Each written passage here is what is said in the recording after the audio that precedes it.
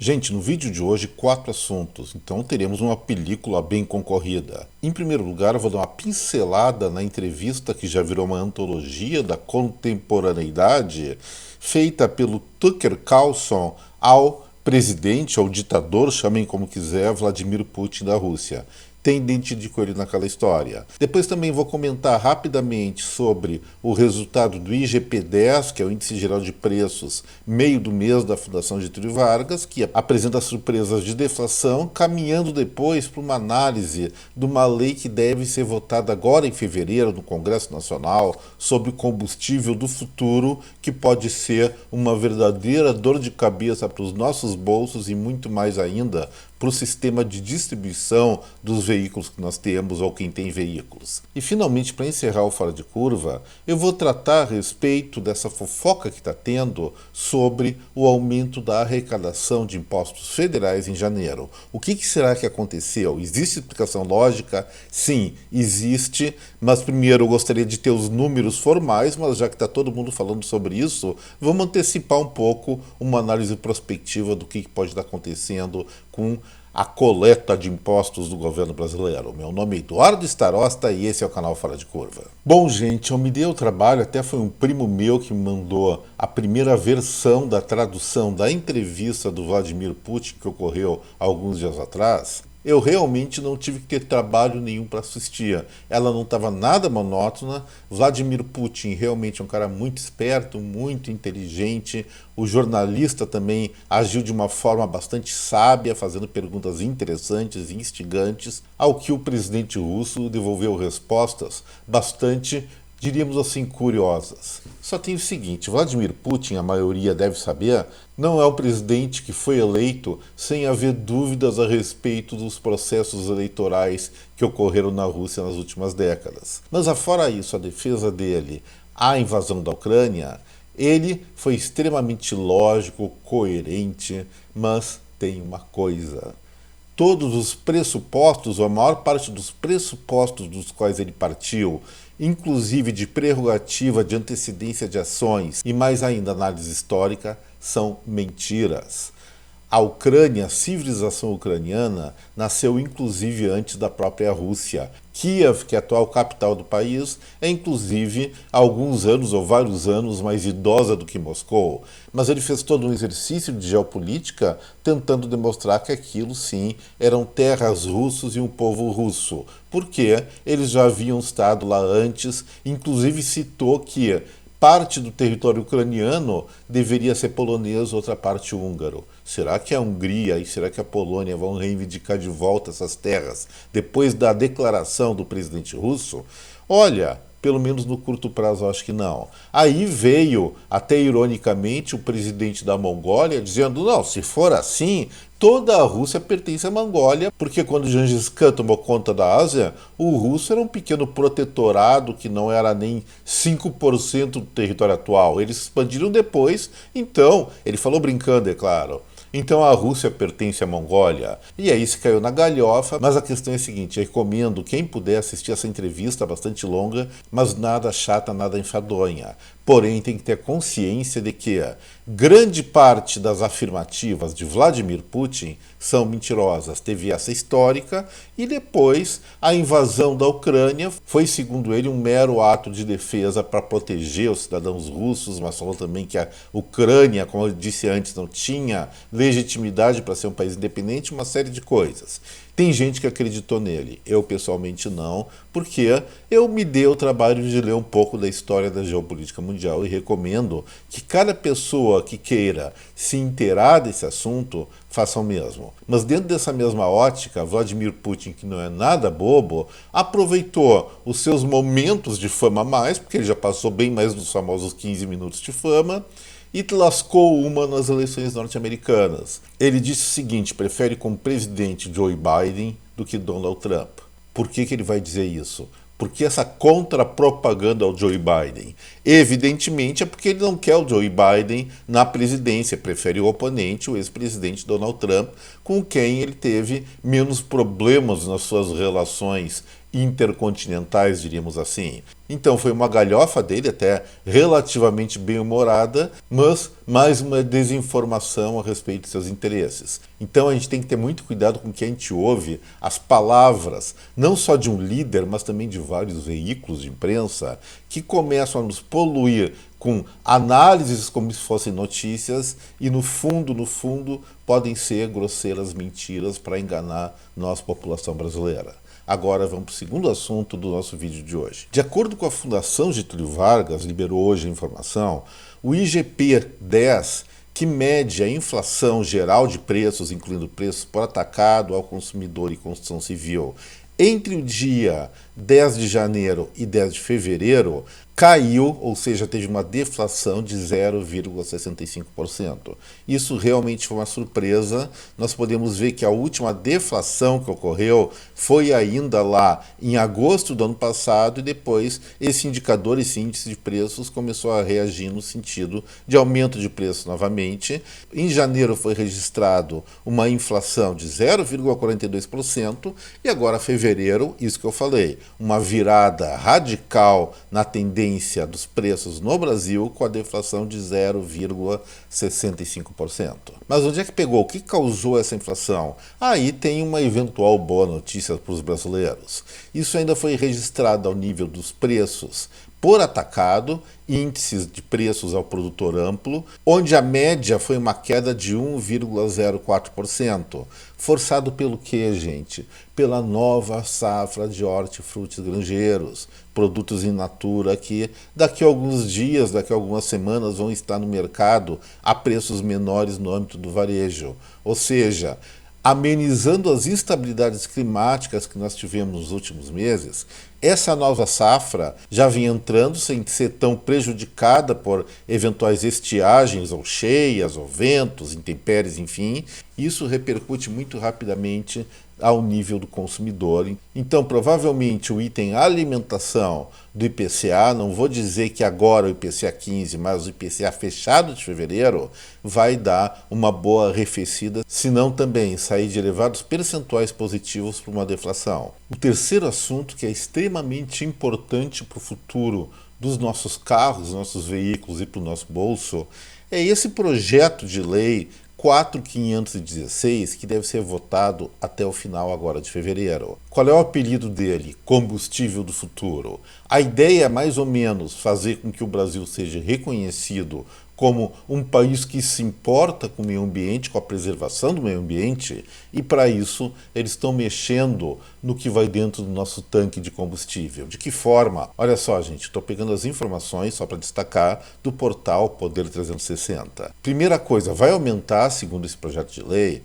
o percentual de etanol, de álcool, na gasolina. O limite atual é de 18% a 27,5%. Vai aumentar de 22% o mínimo para 30%. O que significa isso? Lógico, a gente sabe que o etanol é menos poluente. Em contraposição, o consumo do combustível é maior, a eficiência energética do etanol é menor, mesmo sujando pouco menos de CO2 à atmosfera terrestre. Mas quando a gente aumenta o percentual de etanol na gasolina, o que vai acontecer com a autonomia do nosso tanque? Ela vai diminuir e nós vamos estar pagando o mesmo preço. O preço da gasolina não vai cair por conta disso. Então, simplesmente o consumidor brasileiro vai estar gastando mais dinheiro para andar menos de carro. Isso significa uma inflação mascarada, mas é uma inflação, uma redução da eficiência energética. E eu tenho sérias dúvidas, não vi ainda nenhum estudo realmente relevante sobre isso, para saber se, comparando a autonomia de um tanque de etanol e a autonomia de um tanque de gasolina pura, sem essa mistureba, os dois, pelo número de quilômetros rodados, não são equivalentes em termos de geração de efluentes ou de poluidores. Isso é uma dúvida que eu tenho, mas o fato é o seguinte: aprovada essa lei, quem vai pagar o custo dela ou pagar mais por combustível e andar menos somos nós, consumidores brasileiros. Depois, isso é mais grave ainda, gente, mais biodiesel no diesel. O biodiesel é a simulação desse combustível do óleo diesel através de produtos agrícolas, como soja, como milho ou outros produtos do gênero.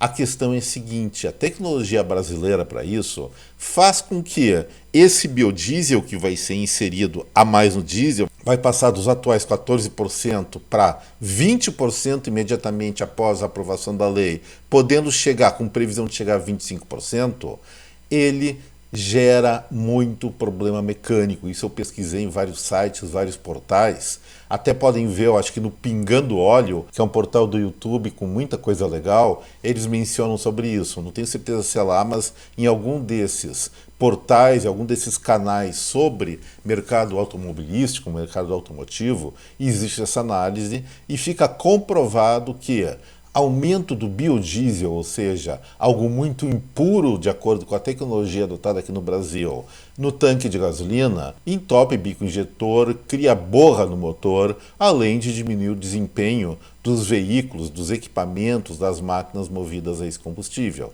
Então é de novo mais do mesmo ou muito mais do mesmo, porque aumentar etanol na gasolina diminui sim a eficiência do consumo, mas botar biodiesel no diesel, além de diminuir a economia, aumentar o custo direto do consumidor, de quem compra esse combustível, vai fazer com que os custos de manutenção de veículos ou a vida útil do seu veículo, se você tem um movido a óleo diesel, seja bem menor. Então vão tomar cuidado. É hora dos brasileiros sim abrirem o olho para as besteiras que estão fazendo no Congresso. Não é só o governo que faz besteira. O parlamento também tem ouvido muito lobby moralmente errado e aceitado coisas que realmente vai prejudicar o conjunto da sociedade brasileira como isso. E também dentro do contexto desse projeto de lei vai ser incentivado esse tal de diesel verde, que deve ser produzido 100% a partir de matérias-primas renováveis e prevê a adoção gradual desse combustível ainda mais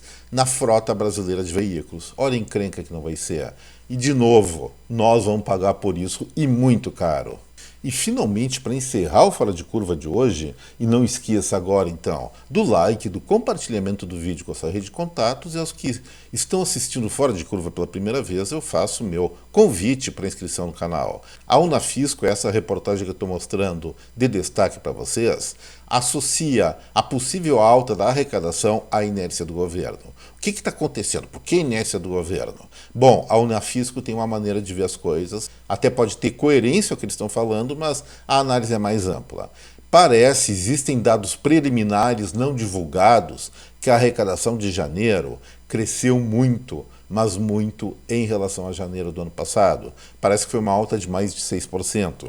Isso até nós conversamos a respeito desse assunto quando eu comentei que o Brasil, impostos federais, estaduais e municipais chegaram a R$500 bilhão de arrecadação alguns dias atrás, em 14 de fevereiro, mostrando ou demonstrando pela projeção da Associação Comercial de São Paulo uma alta real nesse tipo de arrecadação de tributos.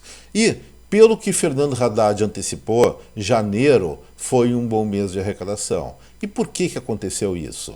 Bom, eu tenho um fato que pode vir a explicar depois nos números eventuais que confirmarem ou não essa informação, que ela não é oficial ainda, mas a questão é a seguinte: vamos nos lembrar que no final do ano passado, lá em dezembro, o Supremo Tribunal Federal definiu a liberação de mais de 90 bilhões de reais em precatórios para as pessoas ou empresas que estavam aguardando esse débito da União com seus credores. Parte desse dinheiro foi liberado em dezembro mesmo e outra parte ficou para janeiro e fevereiro, mais janeiro, se não me engano. Isso certamente deve ter dado impulsionada em certos ou vários segmentos do consumo de uma maneira artificial. É aquela coisa, a gente recebe um dinheiro inesperado, pelo menos alguma graninha desse dinheiro inesperado, a gente vai torrar aí comprando algumas banalidades ou algum sonho de consumo. Deve ter sido isso que aconteceu, mas a Unafisco alertou para um elemento que eu não havia percebido. Lógico que eles estão sempre em cima, são os fiscais tributários da União, eles estão sempre em cima do que acontece com a arrecadação, e eles detectaram o que? Mudou o salário mínimo. Quando muda o salário mínimo, aumenta o salário mínimo, o que vai acontecer? As pessoas que ganham seu dinheiro, sua pensão, sua aposentadoria, o seu salário em cima desse indicador, passam várias delas a serem pagadores de impostos. E houve um descompasso. O normal é o quê? Sobe o salário mínimo, a faixa de isenção de imposto de renda da pessoa física deveria ser automaticamente recalculada e não foi. Então, pessoas que não pagavam impostos até o ano passado passaram a pagar em janeiro sobre seus salários. E isso pode, segundo a Unafisco, ter aumentado a arrecadação pública. Depois isso aí foi consertado e em fevereiro esse efeito não existe mais. A questão é a seguinte: agora podemos até esperar uma alta da arrecadação do primeiro mês desse ano. Será que isso é consistente? Será que isso aí vai se manter no decorrer de 2024? Eu tenho a convicção que não. Por que isso? Podemos ver que as altas de arrecadação foram em função de fatos extraordinários. Em primeiro lugar, os precatórios. Em segundo lugar, o descompasso entre o aumento do salário mínimo e a revisão da tabela do imposto de renda. No mais, o que gera tributo? Ou alta de impostos, que o governo está pisando fundo no acelerador em relação a isso, mas essencialmente a atividade econômica. E como nós estamos observando nas últimas semanas e meses, a economia brasileira está patinando. Indústria de transformação em queda, serviços em queda e comércio varejista, em termos de volume de vendas estagnado, mas queda do faturamento real, comparando, no caso, o resultado de dezembro de 2023 frente ao mesmo mês de 2022. Então, essa alta de arrecadação de impostos, pelo menos dessa maneira que está sendo ventilada, nada oficial, vou repetir, ela não deve ter sustentação no médio prazo, ou seja, no decorrer de 2024. A não ser que o governo federal e os estaduais, especialmente, descubram novas fontes de arrecadação, aumentem ou criem impostos nessas fontes para tirar mais dinheiro da sociedade brasileira. E eu digo o seguinte para finalizar: é pena que a arrecadação nesse momento não está subindo, porque isso é sinônimo de uma atividade econômica estagnada e tal situação é terrível para os brasileiros. Porém, se o nível de atividade das empresas brasileiras, do mercado de trabalho brasileiro melhorar, eu torço para que a arrecadação não suba também, porque já chega de tanto imposto. A reforma tributária, que já foi aprovada e que vai ser aprovada ainda, vai fazer certamente com que a partir de 2027 o brasileiro seja talvez um dos 5 maiores pagadores de impostos do mundo. Você está satisfeito com isso? Então baixa a cabeça, diga amém, fale o que quiser. Se não está, é melhor ficar de olho com o que o Congresso Nacional anda tramando, porque normalmente, em se tratando de impostos, o seu deputado está fazendo coisas contra o seu interesse. Maioria deles. Existem raras e honrosas exceções. Gente, por hoje era isso. Espero que vocês tenham gostado do vídeo. E se gostaram, repito, não esqueçam do like, do compartilhamento e da inscrição no canal. Amanhã temos nosso resumão semanal, que é sábado. Desejo a cada um de vocês um excelente final de semana. Meu até breve, um forte abraço. Tchau, pessoal.